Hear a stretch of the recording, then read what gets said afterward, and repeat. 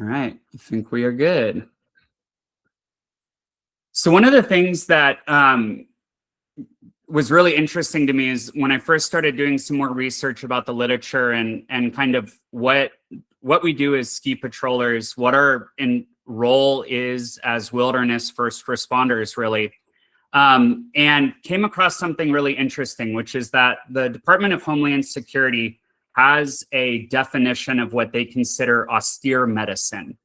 And when I look through this list, ongoing physical environmental threats, limited medical supplies and resources, limited medical expertise. We don't have hospitals and trauma bays and surgeons at our hills.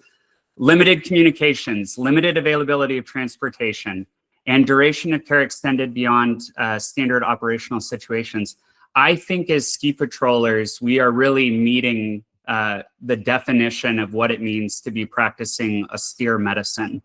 And I think that it's important for us to think about these things in the scenarios that we find our patients, that we have a lot of different environmental and situations around us that are really impacting the work that we do. And I think it's important to keep those in mind as we kind of give the best care that we can to our patients. So this first scenario, we arrive first on scene. There's a skier that's, appears to have collided with a snow gun. As we approach, they're not responding. As you're kind of shouting if they're okay, there's a large pool of blood pooling next to their leg. What are we going to do first?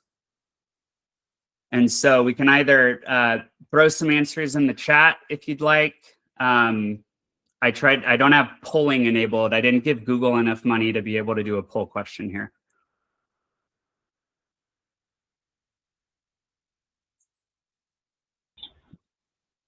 So, right, one of is certainly something that I struggle with when I'm kind of coming upon scene. You get that anxiety rush that's hitting you. You see a patient that clearly is in distress and needs your help. A lot of times we take for granted that one of the most important things we can do as patrollers is not become the next victim. And so we have to ensure that the scene is safe. And sometimes those high pressure emergency situations are going to cause you to get that tunnel vision. And so it's really important to always make sure that we have scene safety. And that's what OEC talks about, is that scene size up. So what's the mechanism of injury? What's the nature of the illness? Let's put on our PPE and make sure we're taking standard precautions. How many patients do we have? What additional resources do I need immediately? And then we're kind of taking that all in as we think about before we approach the patient. So I think that as we talk about patient assessment, OEC breaks it down into five parts. There's scene safety, primary assessment, history, secondary assessment, reassessment. That first step of scene safety is something that we can't forget. We want to be, if this is an avalanche situation, what additional steps do we need to take to mitigate some of those risks as patrollers before we jump in? And so one of the things that I think is helpful is the mnemonic STOP. And so it's just a second for you to catch your breath. Stop, think, observe, plan. And it's a really helpful way to kind of create this framework as you're talking about scene safety. What's above you? Are you at a turn where you have, skiers coming around a blind turn that are going to be coming right into your injury zone? What other hazards are around you? Looking at the scene to see how many patients do you have? Are you going to need additional patrollers that right then and there before you even make contact? And then what's the safest approach to the patient? Is this icy? Is it, something that you're going to fall into the patient as you approach them? Just a funny little thing. I tried to get some photos that were fresh for this lecture. So I used ChatGPT to try to create some of these, and trying to explain what crossing your skis to make an X was to ChatGPT, it just could not figure out. So this is its best attempt at OPQRST with an X, but really important that we always take care of ourselves when we're in these situations. So question 2, the scene's safe. We've made the scene safe. We're coming up to the patient now. They appear like they're unresponsive. There's a large pool of bright red blood forming next to their leg. What are we going to do next? Yeah, great call out. Doug, we always want to have permission to treat too. Absolutely.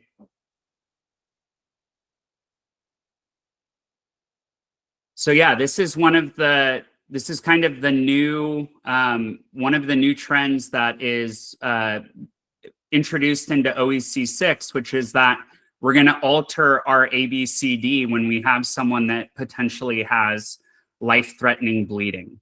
And so we want to perform that primary patient assessment.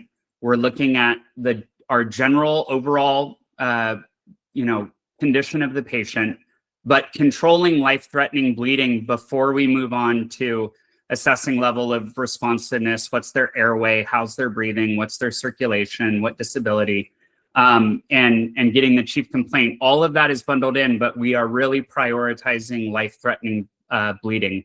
And I'm going to talk about that in some of these subsequent slides to really illustrate why EMS as a whole has shifted so much here, and why bleeding is such a critical thing for us to address.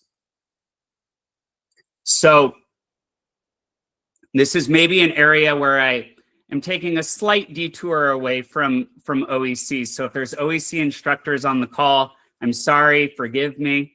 But I want to illustrate how others approach this problem of a primary patient assessment, because I think it's helpful for you all to think about, well, what are other disciplines and what are other groups doing here?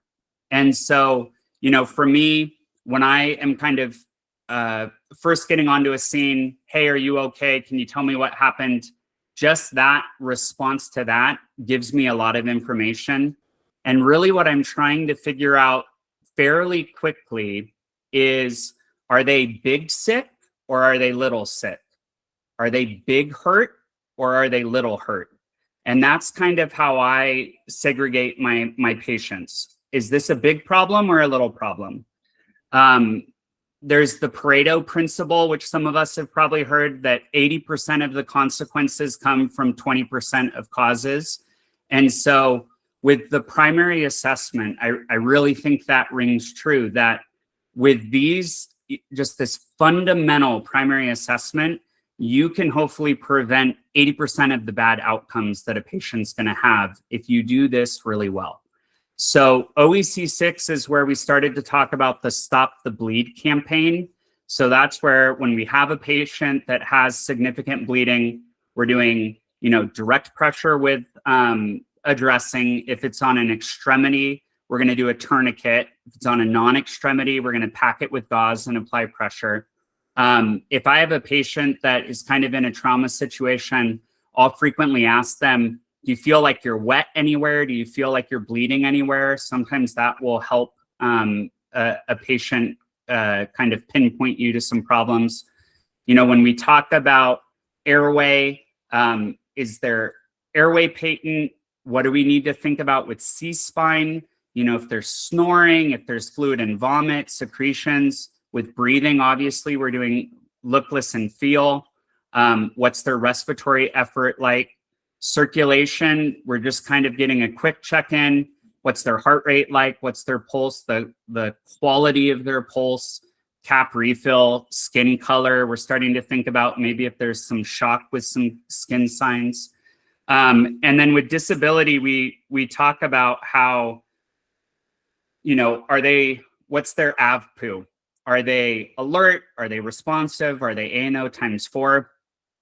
And then one of the approaches that I think, if we really frame ourselves of thinking that we are in an austere environment and we're really practicing austere medicine, the other group that has a lot of experience in this area is the military.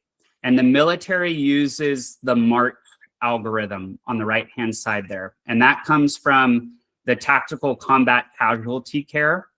And if you notice, what is at the last part of their primary assessment is hypothermia. The military and tactical casualty combat care is really focused on hypothermia. And I'm going to talk to you a little bit later about why hypothermia is so significant for our trauma patients and the sequela that comes from that. So that's one of the takeaways from this lecture, is that don't forget about hypothermia. We're in cold environments where your patient may have been in the snow waiting for a while, or maybe hypothermic because they came to the snow with not the right clothing and not prepared for the environment. But the goal of that primary assessment is that we're finding problems and we're fixing them. And then we keep going down the list. With OEC6, if we have significant bleeding, we're putting that circulation up to the front before we address airway, breathing, and disability. So there was a lot of research, especially from our military experience with the Iraq and Afghanistan wars, of this idea of the golden hour. And that really became the kind of standard of care in military medicine. So the goal is that we get to definitive care within 1 hour from whenever the injury was. That really impacts us as ski patrollers when you think about it of, am I going to stay and play for a little bit and do some treatment on the hill and kind of see what's going on? Or am I going to low and go because this is someone that's big sick or big hurt? There's actually some fascinating literature that you can find in the medical literature where when they kind of categorized patients as having the same problems, patients that had EMT, BLS providers respond actually had better outcomes than ACLS paramedics. And the only, and one of what they think is that attributing factor is that the EMTs did load and go. That was their strategy. They didn't have other interventions that they were doing that paramedics were doing. And that time factor becomes really critical. So I think it's a great perspective for us to keep, because again, you can get caught into the moment of you're starting to do a lot of stuff on the hill, and maybe what you need to be doing is getting things moving and getting your resources quickly. The other thing that's come from a lot of the military experience is that we have now on the civilian side access to some pretty incredible technology, which was heavily funded by our Department of Defense and utilized in all of our combat scenarios. And so a couple of the products that I think are cool, I carry them in my patrol vest. I realize that you guys are largely volunteers. A lot of our hills don't have this stuff, but it's things to think about. You can get trauma bandages, which are hemostatic gauzes attached to an ACE wrap. And you essentially put the gauze down and then ACE wrap the extremity, and you have a pressure dressing. Totally sterile. It's in a vacuum sealed thing. They now have combat gauze, and it's Z-folded. So it's like a big accordion. This is the perfect gauze if you're going to be doing like a wound packing. And then lastly, the combat tourniquets are really intuitive and easy to use. I know a lot of patrollers already carry those. The research shows that if you put a tourniquet on someone and it's on there for less than 2 hours, there are essentially minimal risks of any complications, even in those people that it was just venous bleeding or it wasn't arterial. So for us, with where we're situated and how fast people get to a hospital, a tourniquet is not something that you really need to be concerned of in terms of having some significant complication. Part of what built this Stop the Bleed campaign, so this is what NSP and OEC6 is tying in, is there were a couple of really impactful studies, and these weren't done in military scenarios. These were done here in the US. And so this is work that was done by the American College of Surgeons. So in one study, you had a 6-time mortality reduction in patients that had pre-hospital tourniquets placed. Pretty rare that we have interventions that we can take as patrollers or as wilderness first responders that are going to reduce mortality 6-fold. And then you had in LA County a study where mortality was significantly reduced with tourniquet use. You had 1% mortality in the tourniquet use population versus 9% mortality in the non-tourniquet use population. So tourniquets are a great solution available to us with someone that has significant bleeding. And the impact of this is so significant. That's why we've reprioritized that patient assessment, that if we have severe life-threatening bleeding, we need to address that first before we address other things. So moving on to our next, we have airway. If you have someone that is unconscious and snoring, that is usually indicating that they have an airway obstruction. If any of you have family members or partners that have sleep apnea, right? Sleep apnea, you have airway obstruction, and it's usually by the tongue. What they have done now to get rid of that really annoying CPAP mask is they have an oral device that people with sleep apnea wear, and all that it does is shift the bottom jaw out just a few millimeters, and that cures that individual's sleep apnea. It's removing that tongue obstruction. Well, what is that? That's jaw thrust. That's our opening airway jaw thrust. That is the exact same mechanism how we get an airway secured and how they treat sleep apnea now modernly. So another great device, you can get a pre-lubricated NPA. That's a 28 French, which is usually the most common kind of NPA size that you're going to have in an adult. It's pre-lubricated and it's in a sealed, sterile packaging. So a great way, if you come up on someone that has airway compromise, is unconscious, they don't have facial trauma where you have some other indication, you can have an NPA that you can put in. Now you have an airway secured. Now you can keep moving on. But I think in that kind of situation where adrenaline is flying and we're assessing these things, it's sometimes hard to remember that putting in an OPA or an NPA is not going to take a tremendous amount of time. And it is something that's going to then secure that airway. Now you can really effectively move on to your next step. In someone that doesn't have spinal trauma and you're not worried about spinal trauma, recovery position is also something really important to think about. If they're going to vomit later, maybe this is someone that had a seizure that's now unconscious. So recovery position is another great thing to consider as you're doing your airway assessment. I will also ask patients, do you have any gum or anything in your mouth? And if you do, can you spit it out, please? Because they don't have an airway problem right now, but if they have gum in their mouth and now they get an airway problem, that was something I could have addressed while they were still conscious.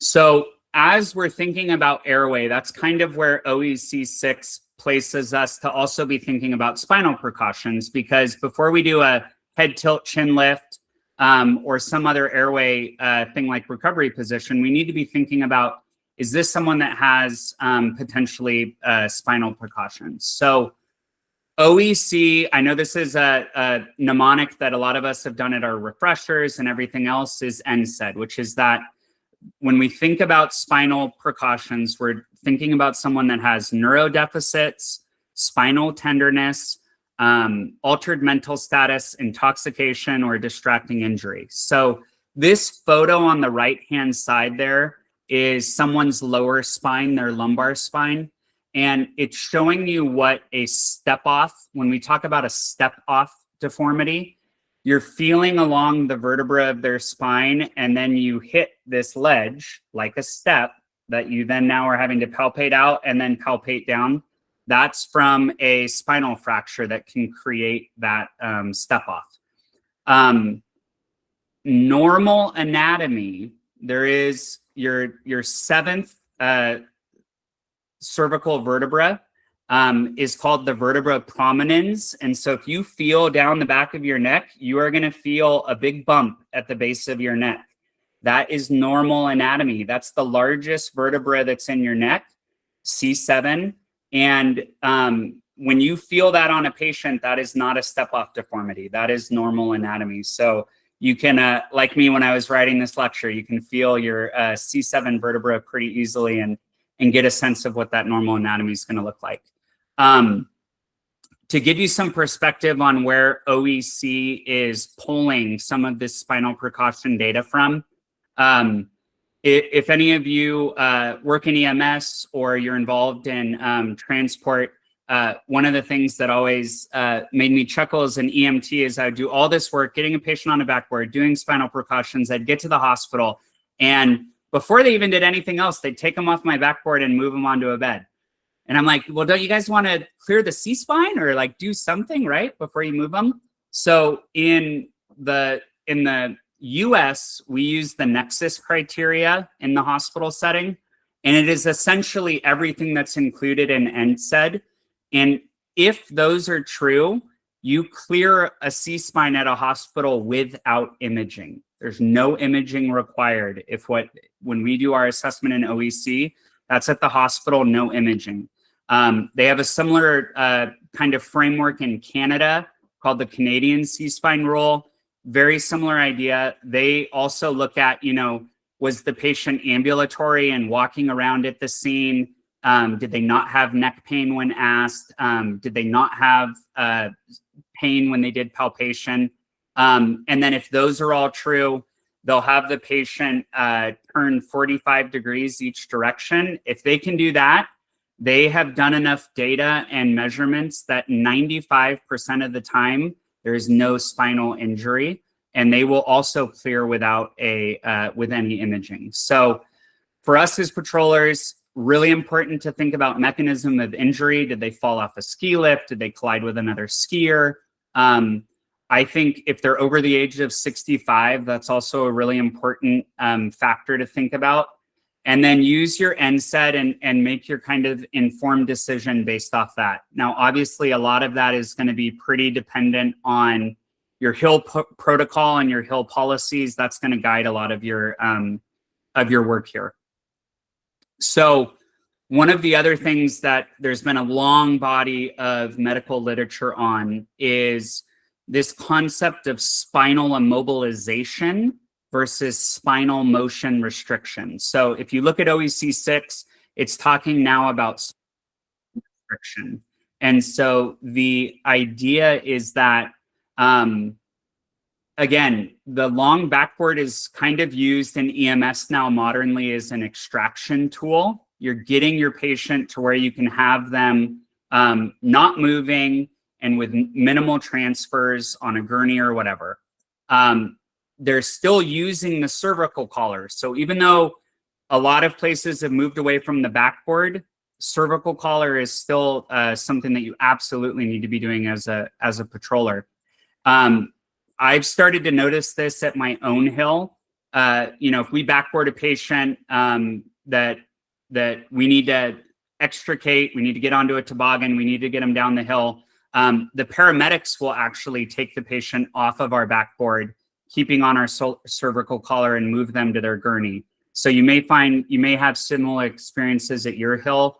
I know a number of hills are using now large vacuum mattress splints instead of backboards. OEC also talks about putting a patient into a litter as a way to have minimal spinal movement and achieving that same spinal motion restriction. So it's really going to depend on your hill policy, but there is a lot of evidence now that backboards actually will tend to induce pain. Patients tend to get a little bit claustrophobic and agitated when they're strapped down to a backboard. And then in terms of positioning, one of the worst positions that we can have a patient in that is going to potentially have airway compromise is flat on their back. When you have good muscle tone and everything else, all of your intrinsic muscles and reflexes are keeping your upper airway tone good. But when you have a patient that starts to have airway compromise, gets really difficult when you have them laying straight on their back.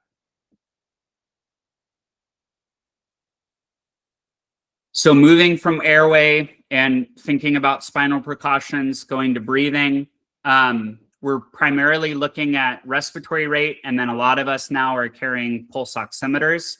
So one of the things as you're moving through this patient assessment and even into the reassessment, if you have a patient and their heart rate is kind of gradually going down, right? The opposite of what you're expecting to see from someone in shock, where they're getting more and more tachycardic, but their heart rate is going down.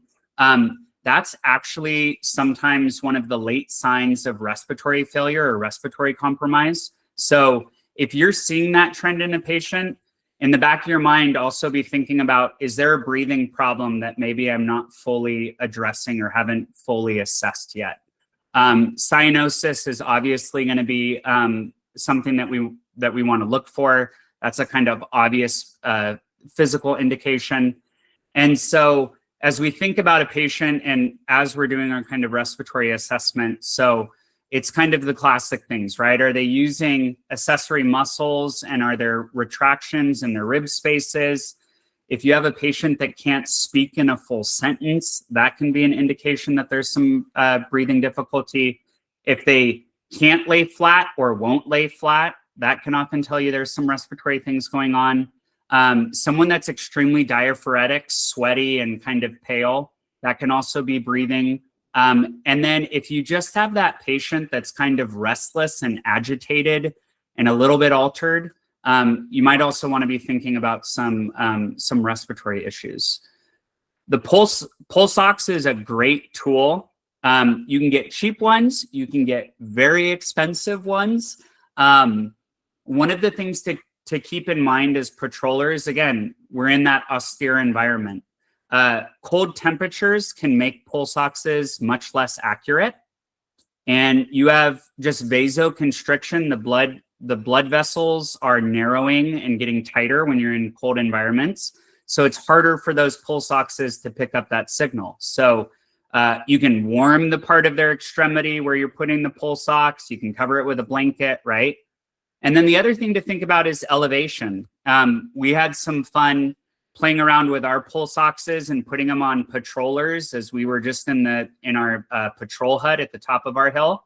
At elevations of 10,000 feet, a healthy person breathing is going to typically have a pulse ox of about 80. So keep in mind that, right, you have to have some clinical judgment here. Just because a patient is showing that they have some hypoxia, what's causing that? Is that cold environment and you're not getting a good reading? Is it that you're at an elevation where it could be a normal finding?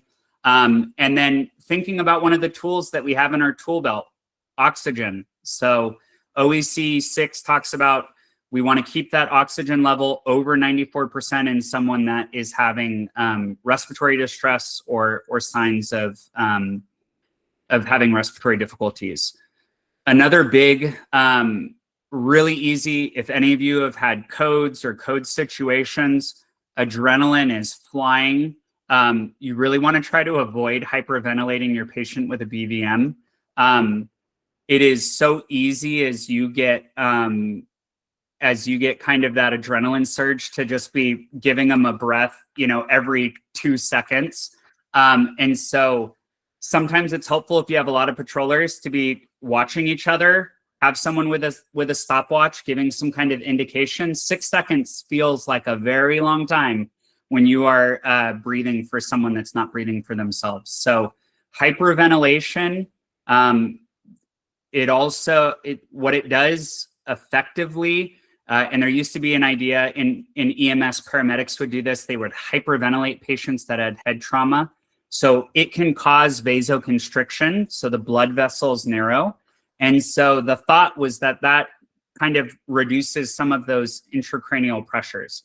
But now what we're seeing through a lot of the literature and the research in this is that it's actually reducing the blood flow. So you're getting less nutrients, less oxygen.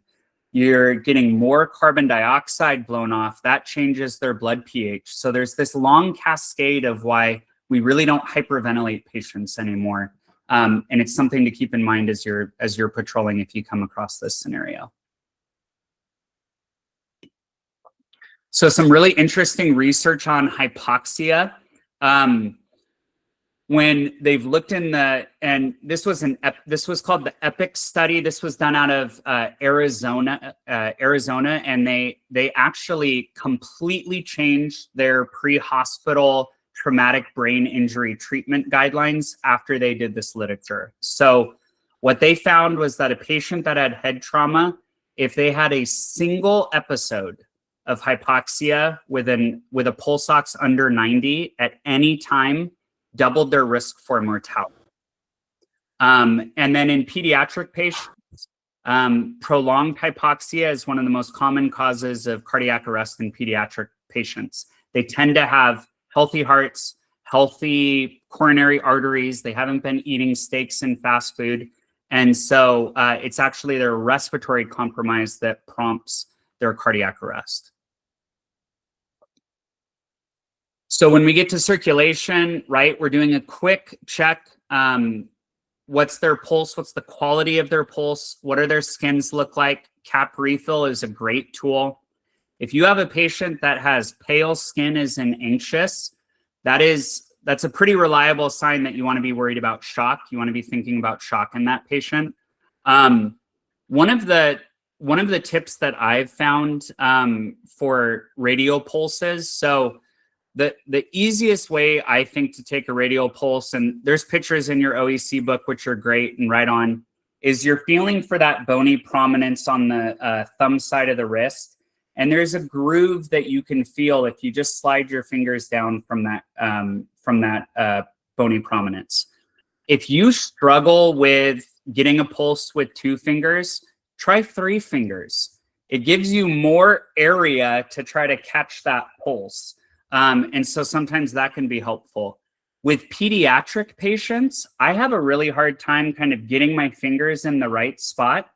If you have a grandkid or a kid, try taking their radial pulse with 1 finger, and you will find that it is actually surprisingly easier than using 2. So play around with that. It's just a little helpful tip that I wanted to give. And so again, we're really thinking about quality. Is it a thready pulse? Is it evenly spaced? Does it just kind of intrinsically feel fast or slow? That's what we're really getting to at this level. So the other place that ABCs is slightly different, and again, I'm going to pull in a concept from another kind of course that is available. And if any of you have taken Pediatric Advanced Life Support, PALS certification, it's the corollary of ACLS. PALS talks about when you are assessing a pediatric patient, your kind of snap judgment that you're trying to get to pretty quickly is essentially ABCs. What's their appearance? What's their work of breathing? And what are you seeing from circulation? So appearance, and at least at our Hill, we have sledding. We have people that come up with their infants that take a chair ride up to walk around the mountain, right? So it's not unheard of that as a patroller, you might have a young child. Just because they're not skiing, they might be visiting your hill. So you want to have this kind of concept in mind. A normal child is going to, when you come into a room, track you, have your eyes on you, be paying attention to you. When you see a kid that has a decreased response to their parents or their environment, they're not tracking with their eyes. This kid in this photo looks pretty floppy. He's looking at you, but his muscle tone isn't great. And then work of breathing, you're looking at if they have nasal flaring, if they have retractions in their ribs, are they belly breathing and using abdominal muscle use, noisy breathing, that's kind of that breathing assessment. And then circulation, you're looking again, kids get cyanotic very easily when they're having respiratory issues. So it's a pretty clear, it's a pretty easy to spot thing. The other thing that kids get is called mottling.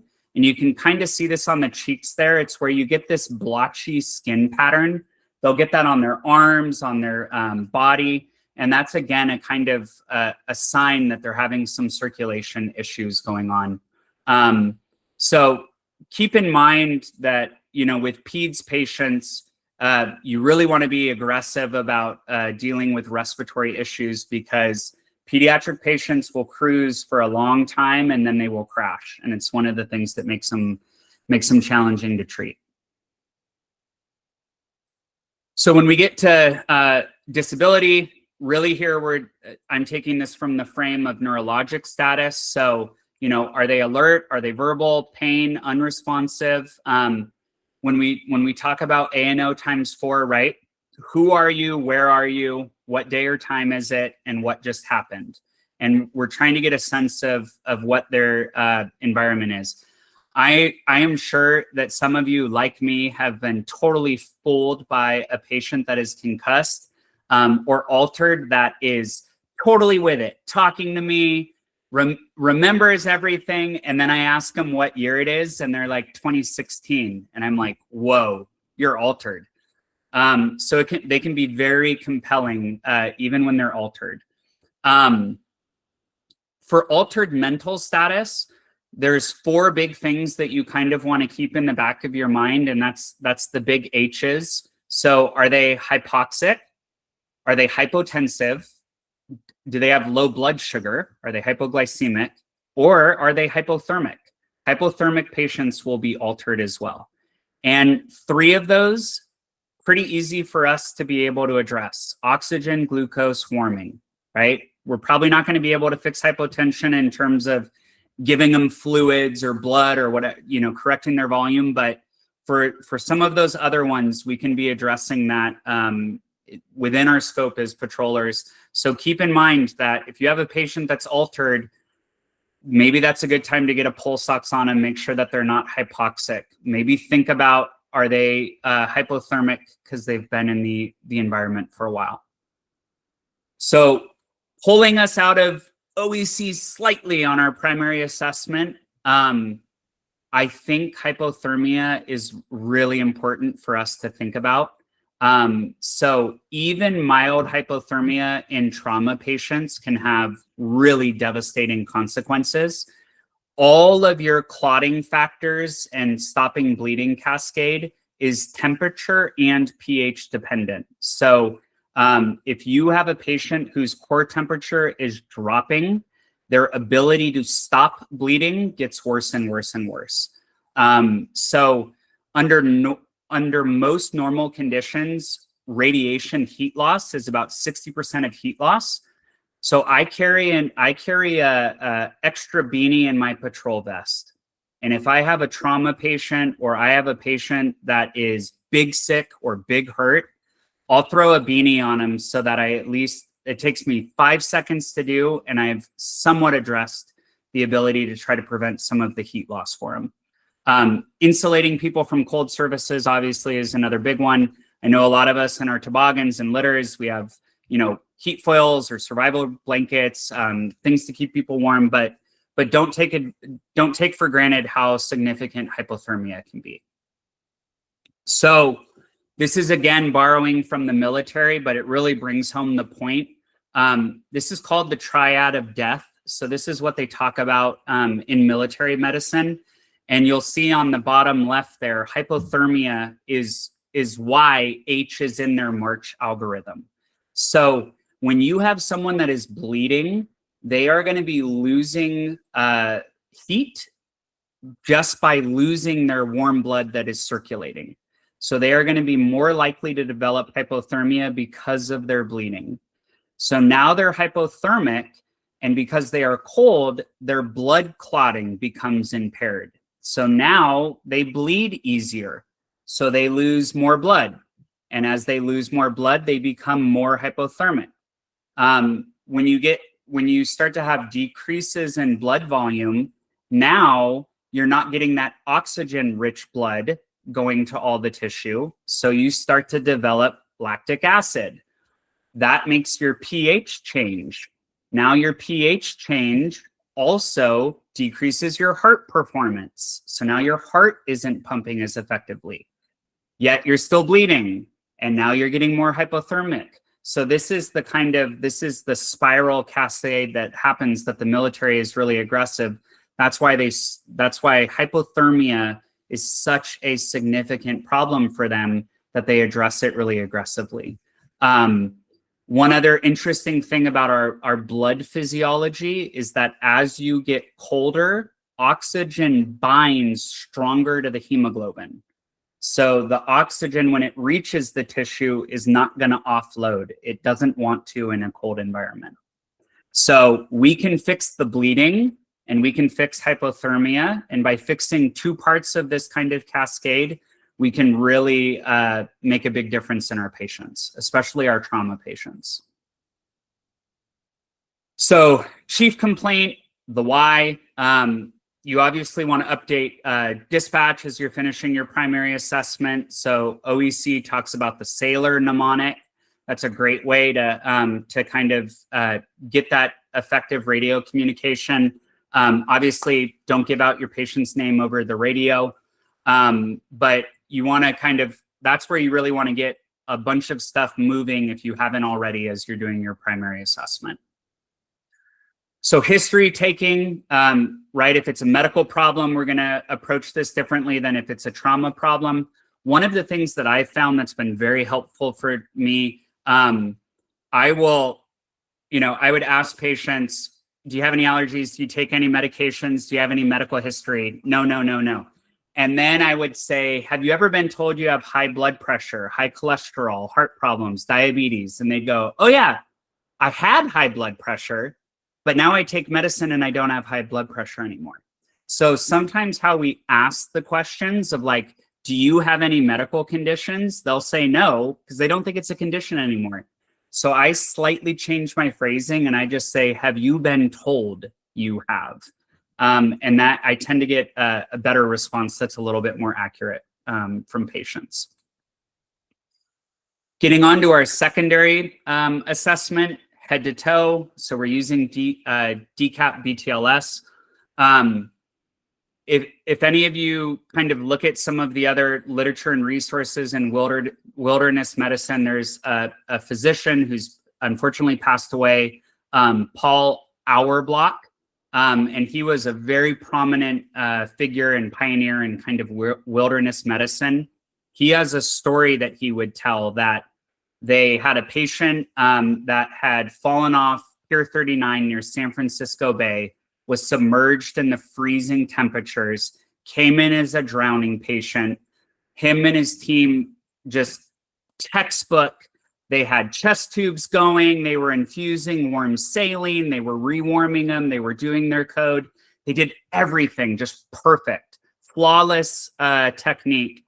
And ultimately, the patient didn't survive. And afterwards, the coroner kind of saw everything that they had done and tried. So he called that physician and to discuss the case and talk about his kind of comprehensive resuscitation efforts. And then he asked them, did you look behind his ear? And the answer was that they had not. They were so focused on that hypothermia and drowning, they missed something critical, which was that the patient had a gunshot wound to the back of the head. And so the actual cause of death was the shooting. And so this is a classic example of fixation error.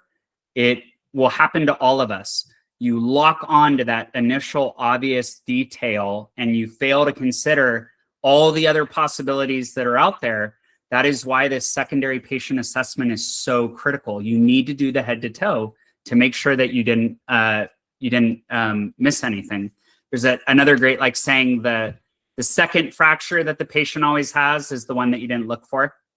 But secondary patient assessment, really, really critical. I think one of the big keys is that you want to be really methodical when you do these and your primary assessment. You want to develop a routine that's natural for you and how you're going to move through that primary assessment. So you really want to palpate the entire head. looking in the ears and in the nose for, clear fluid like CSF. If you get bruising behind the ear, that's called battle sign. That's pretty indicative of a skull fracture. And then in the neck, when we're looking, we're not only palpating if they're tender. If you see a patient that has jugular venous distension, where the veins in their neck are really distended, it's kind of two things that can clue you in on. They may be having heart or circulation problems, because if the heart is not able to keep blood moving, it pools up in the venous system. And as it pools up in the venous system, you're going to get that jugular vein distension. So that can clue you in that maybe that patient is having something like a tension pneumothorax, is one of the signs where you'll see jugular venous distension. Don't forget about the pupils. The pupils will give you a lot of information. This photo is actually a photo of my wife. She had a carotid artery dissection where the artery in her neck was tearing. And when the artery in your neck tears, it creates a very classic pupil asymmetry. There's nerve bundles that run along your carotid. And as they get compressed or displaced, it will cause this pupil asymmetry. So where you could see this skiing, which I have seen in the hospital, someone that was skiing and struck a tree branch, had a carotid artery dissection. So even in that trauma patient, you may be getting really useful information by looking at their eyes. Now, unfortunately, with the prevalence of fentanyl and all sorts of other opioids, we also need to be thinking about as patrollers if they might have an opioid overdose, and whether or not your hill has Narcan as part of your scope. If you're in a bright environment, lots of other ways that you can check pupils. You can cover one eye, and that should cause the other eye to dilate. The pupils communicate with each other. You can have them close their eyes and then open their eyes, and you should see their pupils constrict. And then OEC also talks about checking the extraocular eye movements with that kind of H pattern.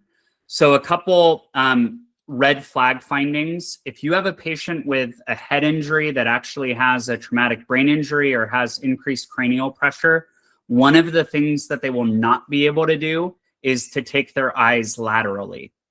Their eyes will stay central. They lose that eye movement ability of going lateral. Now, the other thing that you will see is that if you have someone take their eyes to the really far part of their gaze, you can do this on a spouse or a friend or whoever, it is natural that people will have a nystagmus where their eyes kind of beat back and forth.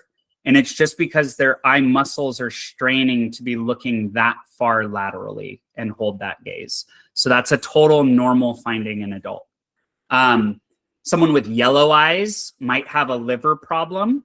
And that is significant for us because clotting factors and bleeding are produced by the liver. So someone with a liver problem, maybe at increased risk of bleeding. You can do a very fast, and we'll talk about this in one of our later ones, kind of assessment of their neurologic status by having someone smile, puff out their cheeks, stick out their tongue, raise their eyebrows, shrug their shoulders. You've tested like 7 of the 12 cranial nerves just by doing that. So there are really effective ways that you can add into your assessment if you have a patient that is having weird neurologic stuff, some pretty quick little tools that give you some indications that things are going wrong. With chest, we want to look for trauma, obviously. What does their chest movement look like? We're wanting to palpate. If you've ever had a patient, I've treated a lot of patients as a PA that have had collapsed lungs. One of the things that they will develop when they have trauma and their lung collapses, that air will escape out of the chest cavity and it goes into the skin and the tissue in their chest. And when you palpate it, it is the weirdest feeling. It feels like Rice Krispie treats. that you are palpating, it's because the air is interdisplaced within their subcutaneous fat. And so you can literally find these pockets of air that you're pressing. So if you have a patient that has that, which is, it's, that crepitus where you're palpating and you're feeling all this crunchy stuff, that might be a patient that has lung collapse. That can be significant, especially if they have some trauma. And we'll talk about trauma in one of our upcoming lectures as well. Always wanting to look and see if we have paradoxical movement of the chest wall. I have seen patients that have multiple rib fractures. I have not seen a flail chest in real life, but I imagine if anyone has, it's something that you can't forget, and it probably looks pretty freaky. So make sure that you look for it so that you don't miss something obvious like that. Respiratory rate. One of the things that I will do when I'm doing vitals is I will keep my hand on their pulse, and then I will kind of look up and do their respirations. If you tell someone like, okay, don't do anything different, I'm going to count your breathing, they're going to change their breathing. If you are talking to them while you're counting their respirations, it's going to change their breathing. So maybe incorporate that into your pulse check is one way that you can do that. Pelvis, OEC talks about one time if you're gonna check for pelvic instability, that you squeeze on the pelvic bones. So those are the crests of your hip that are above your hip joint. That crest is where you would squeeze inward. And then on extremities, point tenderness. So it hurting when you press is one of the most reliable signs of a fracture. And so when you are palpating someone's extremities to see if they have a fracture in a trauma patient, palpate with a little bit of gusto and a little bit of pressure so that you're actually checking what you want to check. Remember that with pelvic fractures, you want to bind the feet together. We'll talk about that in one of our trauma lectures coming up. I think blood pressure is a really valuable tool. This is a Welch-Allyn device. It's called a DuraShock. So it is designed for like high impact. It's very durable. It fits very compactly. OEC6 talks about if you can palpate a radial pulse, they probably have a blood pressure of at least 80. If you can do a carotid, they probably have a blood pressure of at least 60. That's something that actually comes from advanced trauma life support literature. So there is some validity to it. It's a little bit controversial in the medical literature how accurate this is. But one of the things that you can do with a blood pressure cuff that you don't need a stethoscope and that you can incorporate into your pulse check as well is if you squeeze the blood pressure cuff and then are loosening the pressure on the cuff while you're palpating for where you had been feeling a pulse. The moment that you start feeling a pulse again, that's their systolic blood pressure.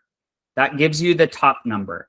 It's not going to give you the bottom number, but that's a pretty important vital sign part is that systolic blood pressure. You can do that without a stethoscope, and all you have to know how to do is feel a pulse. You don't have to worry about the rest of the actual mechanism of where to listen, how to listen, how often are you listening to blood pressures, right? If you're good at a pulse, you can do it's called a palpation blood pressure. It's a great tool.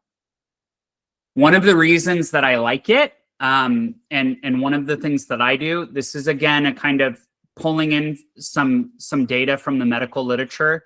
So there's a tool that they will measure as they're doing kind of trauma stratification and looking at outcomes in patients, and it's called the shock index. And the way that you get the shock index is whatever their heart rate is divided by whatever their systolic blood pressure is. And an initial EMS shock index, that was the most significant blood predictor for if a patient was going to end up in the ICU or need a blood transfusion. In EMS shock index of any other variable that they looked at. So what it is helpful for thinking about for us is that it, one, is very robust. It will assess shock regardless of the type of shock. So cardiogenic, all of those shocks, all are included. And if you have a healthy patient, their shock in heart rate 5. So if they have a pulse of 60 and a blood pressure of 120, 1/2, right? So 0.5. In a trauma patient, if their shock index starts to get greater than 1, that's where you start to have patients that have some higher mortality. So the red flag that you can keep in the back of your mind is when your pulse starts getting higher than your systolic blood pressure, that's a decent indication that that patient has shock. So if you listen at 100 and you take their blood pressure and it's 90, that's a pretty reliable sign that that patient is in shock. And then we have to reassess. We got to look at how are their vitals trending? How is their level of consciousness trending? A heart rate of 60 itself, standalone one time, doesn't give you a lot of information. Heart rate of 60, 5 minutes later, 120 gives you a lot of information. So don't forget to kind of trend your vitals, adjust your treatments, go back to your primary and make sure that you're looking again through, do you have anything else in ABCDs that's changing? And so the kind of big picture takeaway, try to work on developing that quick clinical impression within 60 seconds. What is my patient looking like? Big sick, big hurt, little hurt. What do I need to get moving? Don't forget the basics. Keep your ABCs methodical and simple. Keep your secondary head to toe simple, methodical. Do it at the same time every time. Get into a rhythm of where you feel really comfortable with it. And then I think all of us could be a little bit more proactive with addressing hypoxia and hypothermia, especially in our trauma patients, especially in this austere environment that we are practicing. We got a couple more chats coming up, January, February, and March. You'll get the emails for those. And then the very last thing is that I have a QR code here, so you can take a picture of it with your phone. And if you're not on your phone for the lecture, I will send out the link for this after. If you don't mind just giving some feedback, it's anonymous. I won't see who you are.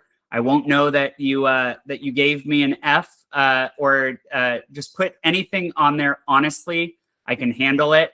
I'd love to know how we can make this better. I'd love to get your feedback of topics that you want to hear more about.